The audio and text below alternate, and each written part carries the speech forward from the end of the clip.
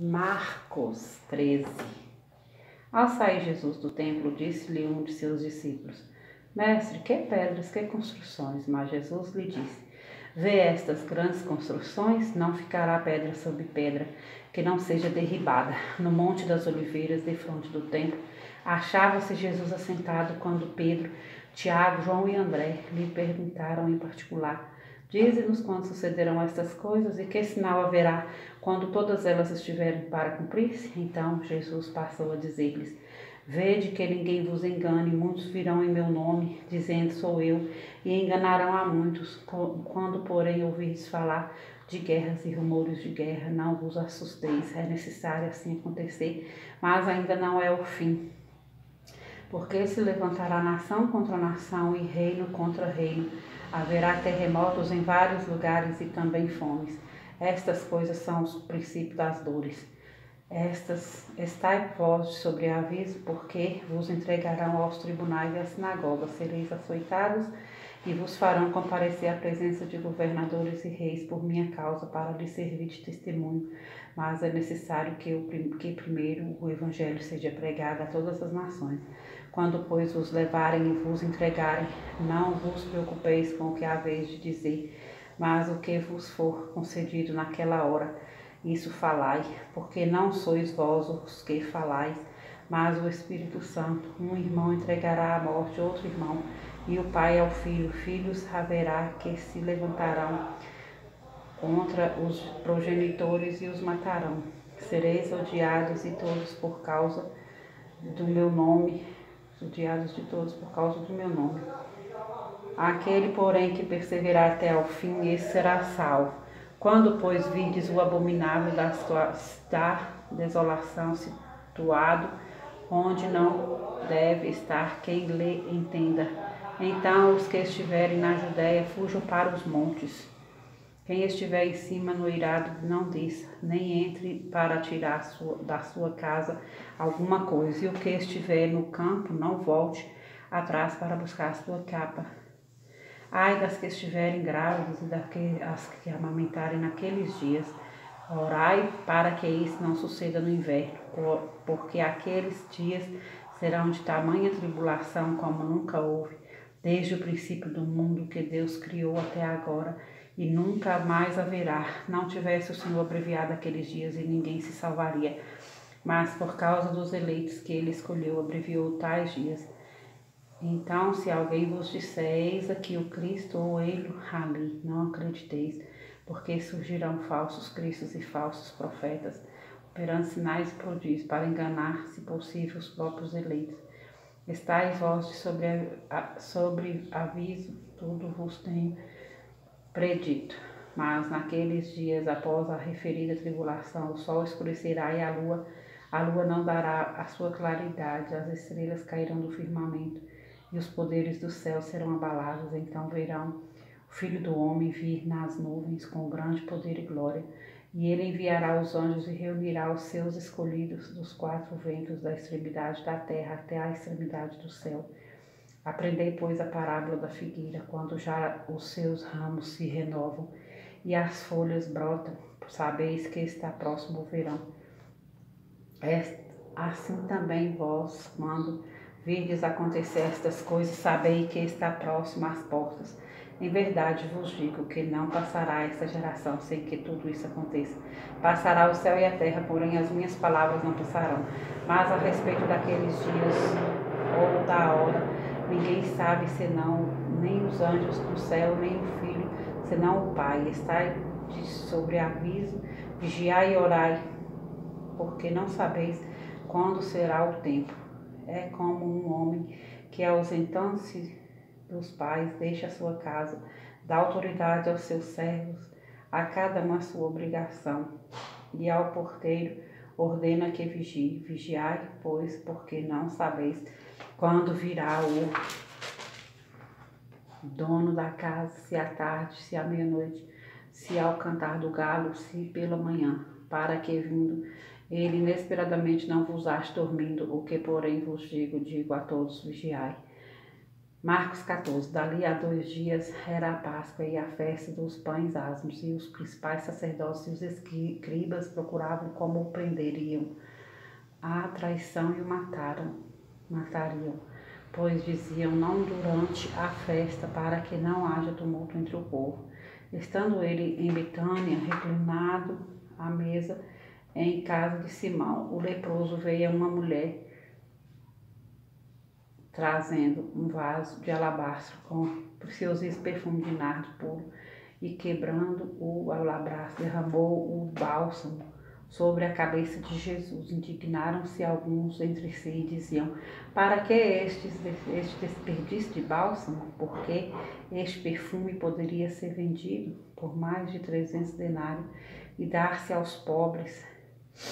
E murmuravam contra ela. Mas Jesus disse: deixai-a, porque a molestais. Ela praticou boa ação para comigo, porque os pobres sempre os tendes convosco, e quando quiserdes podeis fazer-lhes bem, mas a mim nem sempre me tendes. Ela fez o que pôde. Antecipou-se a ungir-me para a sepultura. Em verdade vos digo, onde for pregado em todo o mundo o evangelho, será também contado o que ela fez para a memória sua. E Judas Iscariotes, um dos 12, foi ter com os principais sacerdotes para lhes entregar Jesus.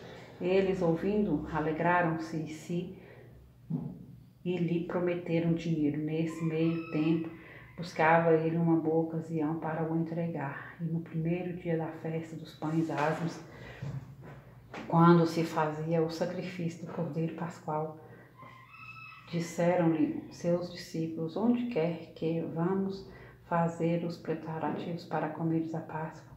Então enviou 2 dos seus discípulos, dizendo-lhes: ide à cidade, e vos sairá ao encontro um homem trazendo um cântaro de água.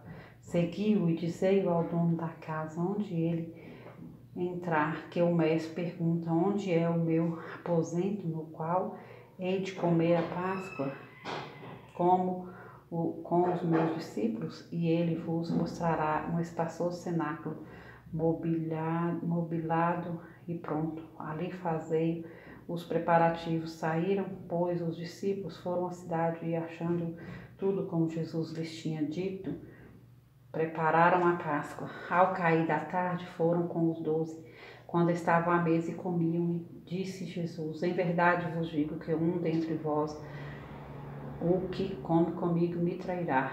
E eles começaram a entristecer-se e a dizer-lhe um após outro: porventura sou eu? Respondeu-lhes: é um dos 12, o que mete comigo a mão no prato. Pois o Filho do Homem vai como está escrito a seu respeito, mas ai daquele por intermédio de quem o Filho do Homem está sendo traído. Melhor lhe fora não haver nascido. E enquanto comiam, tomou Jesus um pão e, abençoando-o, partiu-lhes deu, dizendo: tomai, isto é o meu corpo. A seguir tomou Jesus um cálice, tendo dado graças, o deu aos seus discípulos, a todos beberam, e todos beberam dele. Então lhes disse: isto é o meu sangue, o sangue da nova aliança, derramado em favor de muitos.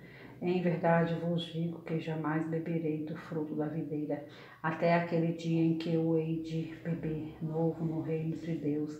Tendo cantado um hino, saíram para o Monte das Oliveiras. Então lhes disse Jesus: todos vós vos escandalizareis, porque está escrito: ferirei o pastor e as ovelhas ficarão dispersas. Mas depois da minha ressurreição irei diante de vós para a Galileia. Disse-lhe Pedro: ainda que todos se escandalizem, eu jamais. Respondeu-lhe Jesus: em verdade te digo que hoje, nesta noite, antes de 2 vezes cante o galo, tu me negarás 3 vezes.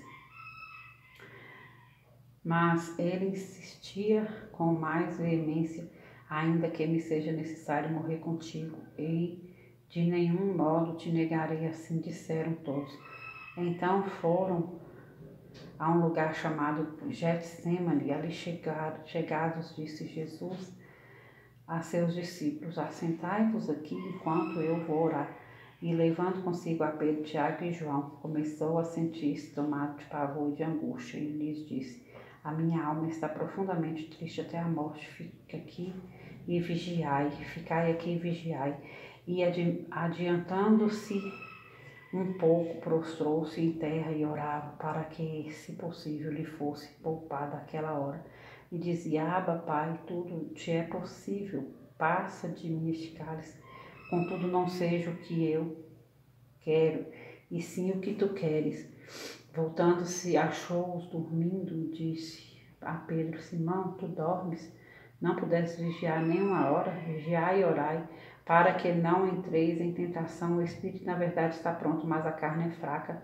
Retirando-se de novo, orou, repetindo as mesmas palavras. Voltando, achou-os outra vez dormindo, porque os seus olhos estavam pesados e não sabiam o que lhes responder.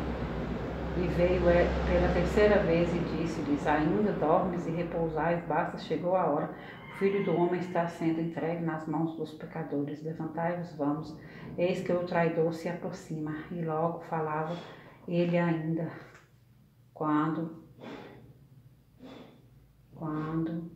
chegou Judas, um dos 12, e com ele, vinda da parte dos principais sacerdotes, escribas e anciãos, uma turba com espadas e porretes. Ora, o traidor tinha-lhes dado esta senha: aquele a quem eu beijar é este. Prendei-o e levai-o com segurança. E logo que chegou, aproximando-se, disse-lhe: Mestre, e o beijou. Então lhe deitaram as mãos e o prenderam. Nisso, um dos circunstantes, sacando da espada, feriu o servo do sumo sacerdote e cortou-lhe a orelha. Disse-lhes Jesus: Saíste com espadas e porretes para prender-me como a um salteador? Todos os dias eu estava convosco no templo ensinando e não me prendestes. Contudo, é para que se cumpram as Escrituras. Então, deixando-o, todos fugiram. Seguia um jovem coberto unicamente com um lençol e lançaram-lhe a mão. Mas ele, largando o lençol, fugiu desnudo. E levaram Jesus ao sumo sacerdote e reuniram-se de todos os principais sacerdotes, os anciãos e os escribas. Pedro seguira-o de longe até ao interior do pátio do sumo sacerdote e estava sentado entre os serventureiros, aquentando-se ao fogo. E os principais sacerdotes e todo o sinédrio procuravam algum testemunho contra Jesus para o condenar à morte, não achavam, pois muitos testemunhavam falsamente contra Jesus, mas os depoimentos não eram coerentes. E, levantando-se alguns, testificavam falsamente, dizendo: Não ouvimos declarar: eu destruirei este santuário edificado por mãos humanas e em 3 dias construirei outro? Não por mãos humanas, nem assim o testemunho deles era coerente. Levantando-se o sumo sacerdote no meio, perguntou a Jesus: Nada respondes ao que depõe contra ti? Ao que estes depõem contra ti? Ele, porém, guardou silêncio e nada respondeu. Tornou a interrogá-lo o sumo sacerdote e lhe disse: És tu o Cristo, o Filho de Deus bendito? Jesus respondeu: Eu sou, e vereis o Filho do Homem assentado. Assentado à direita do Todo-Poderoso e vindo com as nuvens do céu. Então o sumo sacerdote rasgou as suas vestes e disse: Que mais necessidades temos de testemunhas? Ouviste a blasfêmia que vos parece? E todos os julgaram réu de morte. Puseram-se alguns a cuspir nele, a cobrir-lhe o rosto e dar-lhe murros e a dizer-lhes: Profetiza! E os guardas o tomaram a bofetadas. E, estando Pedro embaixo no pátio, veio uma das criadas do sumo sacerdote, vendo a Pedro, que se aquentava, fixou e disse: Tu também estavas com Jesus, o Nazareno. Mas ele o negou, dizendo: Não o conheço, nem compreendo o que dizes. E saiu para o alpendre, e o galo cantou. E a criada, vendo-o, tornou a dizer aos circunstantes: Este é um deles. Mas ele outra vez o negou. E pouco depois os que ali estavam disseram a Pedro: Verdadeiramente és um deles, porque também tu és galileu. Ele, porém, começou a praguejar e a jurar: Não conheço esse homem de quem falais. E logo cantou o galo pela segunda vez. Então Pedro se lembrou da palavra que Jesus lhe dissera: antes que 2 vezes cante o galo, tu me negarás 3 vezes. E, caindo em si, desatou a chorar. Marcos 15. Logo pela manhã, entraram em conselho os principais sacerdotes com os anciãos, os escribas e todo o sinédrio, e amarrando a Jesus, levaram-no e o entregaram a Pilatos. Pilatos o interrogou: és tu o rei dos judeus? Respondeu Jesus, tu o dizes. Então os principais sacerdotes o acusavam de muitas coisas. Tornou Pilatos a interrogá-lo: nada respondes? Vê quantas acusações te fazem? Jesus, porém, não respondeu palavra a ponto de Pilatos muito de se admirar. Ora, por ocasião da festa, era costume soltar ao povo um dos presos, qualquer que eles pedissem. Havia um chamado Barrabás, preso com amotinadores, os quais em tumulto haviam cometido homicídio. Vindo a multidão, começou a pedir que lhes fizessem como de costume. E Pilatos lhes respondeu, dizendo: quereis que eu vos solte o rei dos judeus? Pois ele bem percebia que por inveja os principais sacerdotes os haviam entregado. Mas esses citaram a multidão no sentido de que ele soltasse, de preferência, Barrabás. Mas Pilatos lhes perguntou: o que farei então deste a quem chamais o rei dos judeus? Eles, porém, clamavam, crucificam. Mas Pilatos lhes disse: que mal fez ele? E eles gritavam cada vez mais: crucificam. Então Pilatos, querendo contentar a multidão, soltou-lhes Barrabás e, após mandar açoitar a Jesus, entregou-o para ser crucificado.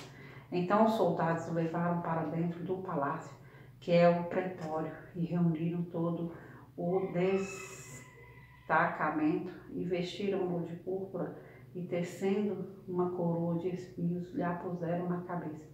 E o saudavam, dizendo: salve, rei dos judeus! Davam-lhe na cabeça com um caniço, cuspiam nele e, pondo-se de joelhos, o adoravam.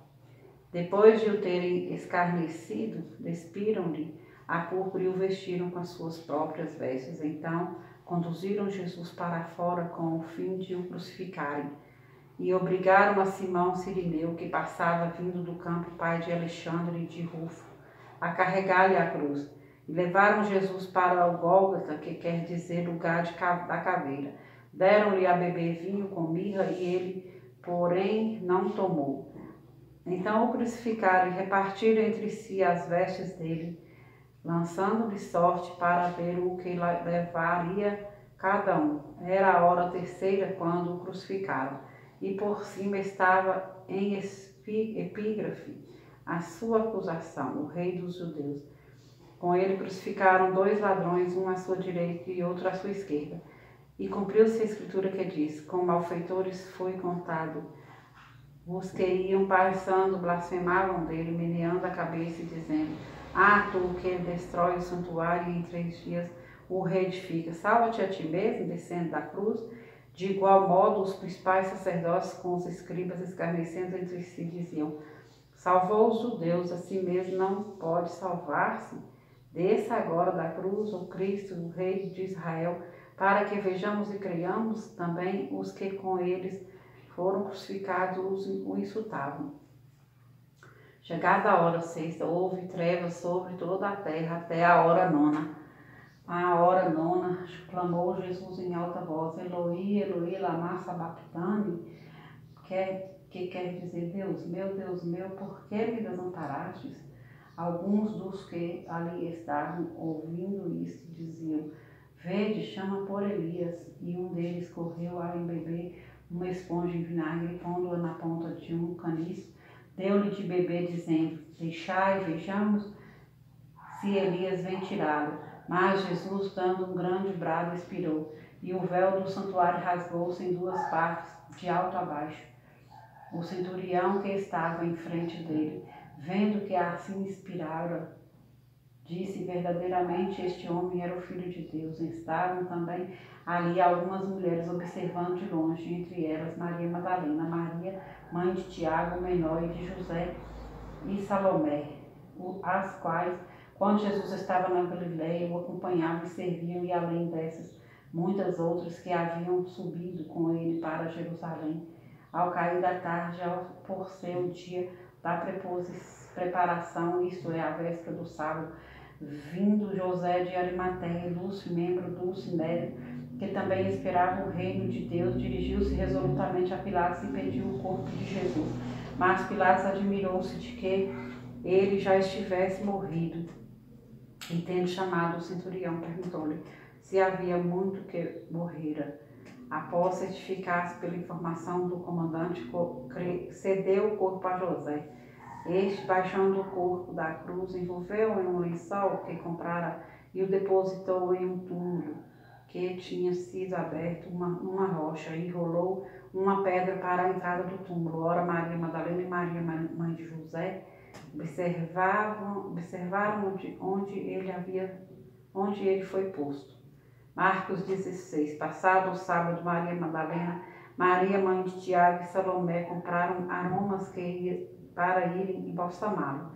E muito cedo, no primeiro dia da semana, ao despontar do sol, foram ao túmulo, dizendo umas às outras: quem nos removerá a pedra da entrada do túmulo? E olhando, viram que a pedra já estava removida, pois era muito grande. Entrando no túmulo, viram um jovem assentado ao lado direito, vestido de branco, e ficaram surpreendidas e atemorizadas. Ele, porém, lhes disse: não vos atemorizeis, buscai a Jesus o Nazareno, que foi crucificado. Ele ressuscitou, não está mais aqui. Vede o lugar onde os tinham posto. Mas ide, dizei a seus discípulos e a Pedro que ele vai adiante de vós para a Galileia, lá o vereis como ele vos disse. E, saindo elas, fugiram do sepulcro, porque estavam possuídas de temor e de assombro e de medo. Nada disseram a ninguém. Havendo ele ressuscitado de manhã cedo, no primeiro dia da semana, apareceu primeiro a Maria Madalena, da qual expelira 7 demônios, e partindo ela, foi anunciá-lo àqueles que, tendo sido companheiros de Jesus, se achavam tristes e choravam. Estes, ouvindo que ele vivia e que fora visto por ela, não acreditaram. Depois disso, manifestou-se em outra forma, e a dois deles que estavam de caminho para o campo. E indo eles o anunciaram aos demais, mas também a estes dois eles não deram crédito. Finalmente apareceu Jesus aos 11, quando estavam à mesa, e censurou-lhes a incredulidade e dureza de coração, porque não deram crédito aos que o tinham visto já ressuscitado, e disse-lhes: ide por todo o mundo e pregai o evangelho a toda criatura. Quem crê e for batizado será salvo, quem porém não crê será condenado.